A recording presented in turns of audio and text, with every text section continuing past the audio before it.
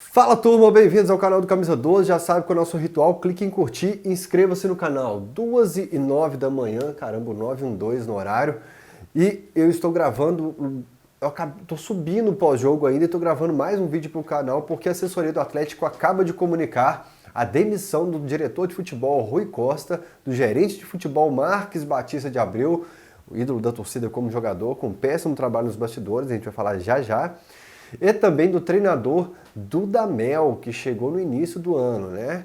Então vamos aos poucos fatiando esse combo de informações que chegou, né? Depois da partida contra o Afogados, eliminação na Copa do Brasil, havia um murmurinho que o Dudamel não continuaria no Atlético, e ele vai dar uma entrevista coletiva, fala de forma muito supérflua sobre a demissão, né? Que ele não tinha muita explicação para dar dos motivos que levaram o Atlético a ser eliminado.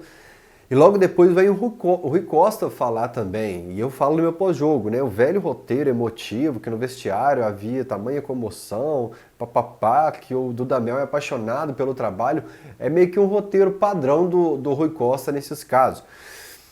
E ele fala, o Dudamel fala, olha, eu acho que eu continuo no cargo porque o Marques e o Rui Costa estavam normalmente no vestiário. E o Rui Costa, quando vai para os microfones, fala, continua, segue o jogo. Só que eles não sabiam que estava todo mundo demitido. Então o Atlético comunica que a gente praticamente reseta o departamento de futebol em pleno mês de fevereiro, hoje dia 27, amanhã 28, mas esse ano é bissexto, então nós iremos até o dia 29. Vamos lá primeiro sobre o Dudamel, que tem pouco o que falar sobre ele. E eu bati muito no meu pós-jogo, antes de saber da demissão, assim, já estava falando, olha, quem se fritou foi ele, com decisões de escalação. Era para perceber ali bem antes como estava escalando o Zé Wellison, como ele. A única certeza que a gente tinha era o Jair, de onde jogar, como jogar, e ele insistiu da maneira errada, mesmo o jogador falando onde queria jogar. Eu falei que o de Santo era o óleo de fritura dele, não era imprensa, não era torcida, não era nada. Quem escolheu a marca do óleo de fritura dele foi o próprio Dudamel, que não evoluiu em nada. Um amigo aqui falou que os treinos dele também são muito ruins, sem evolução, e ele com a boleirada no Brasil, agora que saiu principalmente, ele tinha um método de trabalho, que o pessoal vai falar assim, mas quer folga no CT, quer que alivia, né? Olha, gente, a forma como ele estava trabalhando lá na Cidade do Galo, eu imaginei que a boleirada no Brasil ia fritá-lo. Então não foi imprensa, não foi torcida, reclamando no Twitter, nada. Eu imaginei que ia dar ruim, porque tinha jogador, sim, reclamando do método de trabalho do Dudamel. Isso é informação. O jogador reclama do método de trabalho dele. O método de trabalho dele era uma linha dura mesmo, linha dura, lá na Cidade do Galo. Enfim, pouco que falar do trabalho do Dudamel. O curioso é que a gente mantém o ciclo dos 3 anos de gestão do Sérgio Sete Câmara. Primeiro ano, Oswaldo de Oliveira caiu contra o Atlético do Acre pela Copa do Brasil. Curioso que o Afogados eliminou esse Atlético do Acre na Copa do Brasil desse ano. Caiu o Levir Coupe ainda no Campeonato Mineiro, antes da final, né? Durou até um pouquinho mais em 2019, e agora cai o técnico Dudamel. Ou seja, a gente mantém um ciclo. Eu brinquei depois do jogo contra o União, que a gente perdeu de 3-0 na Argentina, eu mandei para alguns amigos assim, olha, o roteiro que vai acontecer agora é assim, nós vamos ganhar de 2-0 no Horto, foi o que eu falei antes do jogo. O Rui Costa vai pro microfone, vai destacar, né, que foi uma luta que os jogadores mostraram a qualidade dele, que viu a tristeza no vestiário, o Sete Câmara reclamando do pênalti e tal, e que a gente ia de interino pro resto do ano. Eu só achei que era uma brincadeira e que não seria verdade, mas o Atlético consegue tornar real os piores dos cenários, os piores dos roteiros, né? E, enfim, sobre o Dudamel é basicamente isso. Sobre o futuro treinador, eu acho que o Sérgio Sete Câmara terá um comportamento parecido com o do Diego Tardelli. Esse último ano de gestão dele, ele vai querer jogar para o que a torcida quiser, ele vai fazer, sabe? Ele é o último. Eu acho até que essa eliminação mexe também. Não sei se ele vai aceitar uma renúncia. Não vejo o Sérgio, pelo comportamento, pela pessoa que é, falando em renúncia. A não ser que tenha uma interferência grande de quem está acima dele. Mas ele é o presidente, Fael. Tem alguém acima dele? Não sei. É futebol. mas não vejo o Sérgio renunciando. Eu vejo o Sérgio pelo menos terminando o mandato dele. Eu acho que interfere hoje na reeleição dele. O doutor Lázaro, o vice dele, já falou que não continua. Então, acho que interfere muito, mas que ele vai tentar jogar para a torcida nesse resto de ano, com certeza vai trazer Alex Stival. O Cuca é, no momento, uma opinião. Pode mudar, por exemplo, eu dava uma opinião que eu achava difícil, quase impossível o Tardelli vir. Depois tive a informação de que iam sentar para conversar e que seria muito fácil fechar, né? Assim como eu falei do Rafael também, que o cara volta. Rapaz, será que interfere? Não parei para pensar nisso. Será que interfere para fechar com o Rafael agora? Porque caiu verba, filho. Você tinha a previsão de ganhar na Copa do Brasil aí 15 milhões, não tô falando de cabeça, não lembro do papel. Sul-americano, mais milhões de dólares, secou tudo, secou a fonte de investimento, né? Seu prejuízo já está enorme. Então agora mexe com tudo. Eu acho que ele vai trazer um treinador para fazer uma médiazinha com a galera agora. Que ele vai trazer um treinador, sai caro economizar, né, galera? Às vezes, que ele vai fazer uma médiazinha e vai trazer o Cuca, mas é uma opinião de momento. Sobre o trabalho do Rui Costa, eu já vou englobar um pouquinho o trabalho do Sérgio Sete Câmara. Para analisar o trabalho do Sérgio Sete Câmara, gente, eu estudo muito. Critiquei muito, não tem perseguição com ninguém. Torci para o Sérgio Sete Câmara ser o melhor presidente da história do Atlético, que eu amo o Atlético, eu amo o Galo, a instituição. E para criticá-lo, para saber o que eu estou falando, estudei tudo do Sete Câmara, entrevista, bastidores, comportamento, informa tudo. O Sérgio, ele apresenta o Alexandre Galo falando que é o cara que ia falar sobre o futebol, e começa no primeiro coletivo, começa a falar de futebol é com o Alexandre Galo. Porque o Daniel Nepomuceno tentou abraçar estádio, futebol, presidência, cargo de político e tal. Ele fala, não, minha função aqui é fazer o clube funcionar por fora, o futebol é com o Alexandre Galo. Né?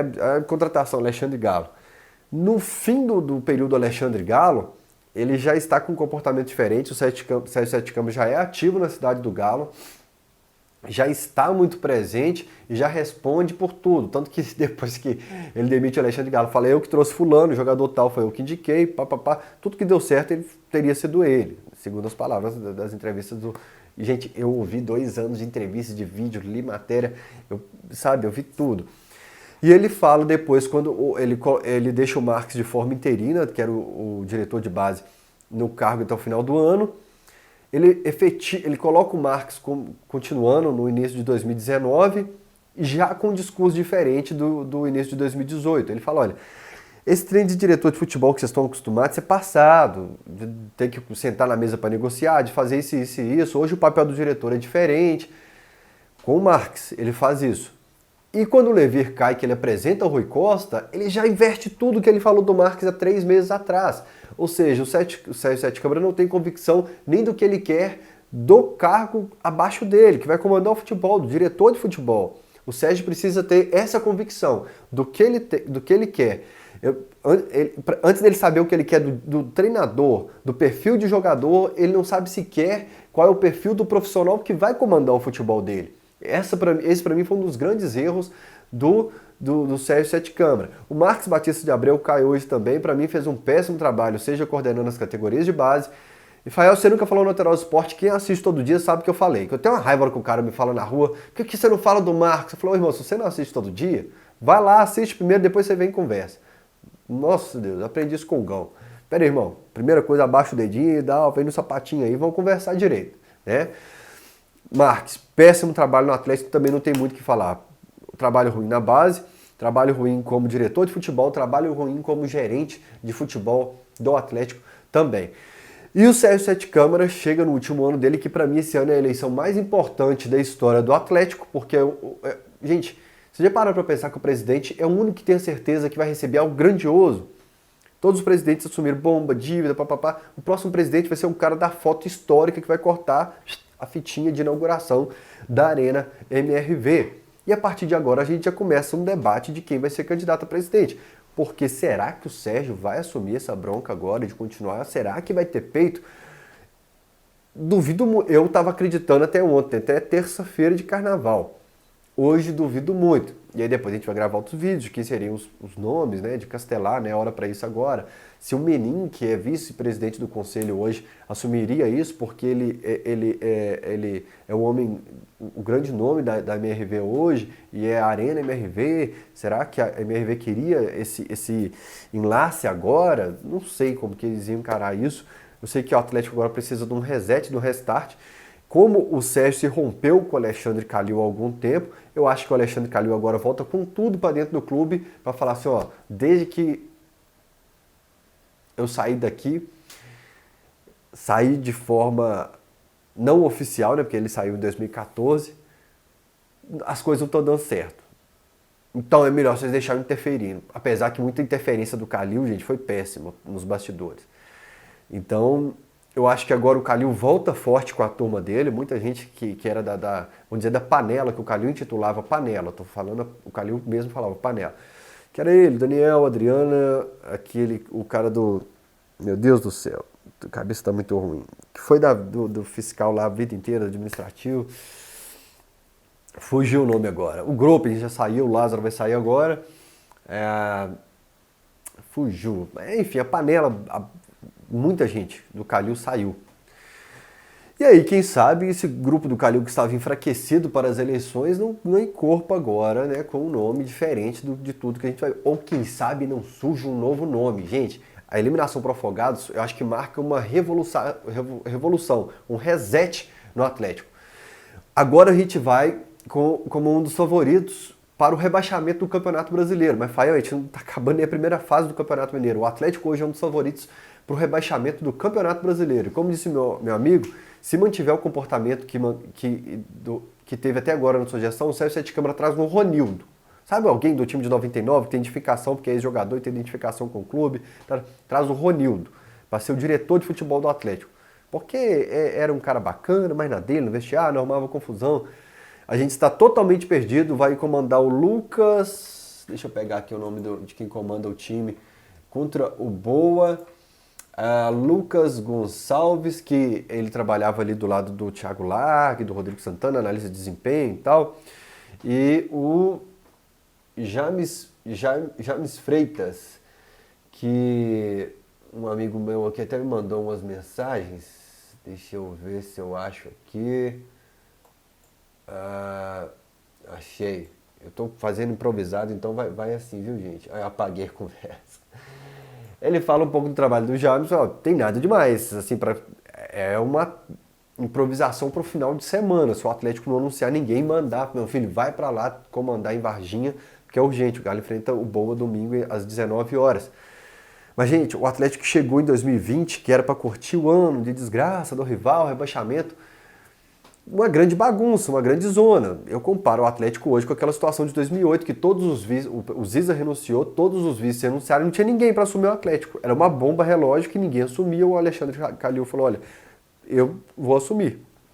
E a situação é catastrófica, muito pior do que o divulgado, aliás, a situação que o Alexandre pegou. A nossa situação hoje é a mesma. Eu considero o grande culpado Sérgio Sete Câmara. Já falei, não é perseguição, é pegar o trabalho dele. Se ele falar que é perseguição, eu falo, olha só, meu amigo, você saiu para Afogados hoje, você saiu para Chapecoense na Copa do Brasil em 2018, você tomou um couro do Cruzeiro em 2019, o Cruzeiro que foi rebaixado semanas depois, você saiu na primeira fase da Sul-Americana em 2018, você saiu na primeira fase da Sul-Americana em 2020, você saiu pocolom em casa aqui, você começou um ano com um técnico improvisado em 2018, 19 e 20. O seu trabalho é uma bagunça.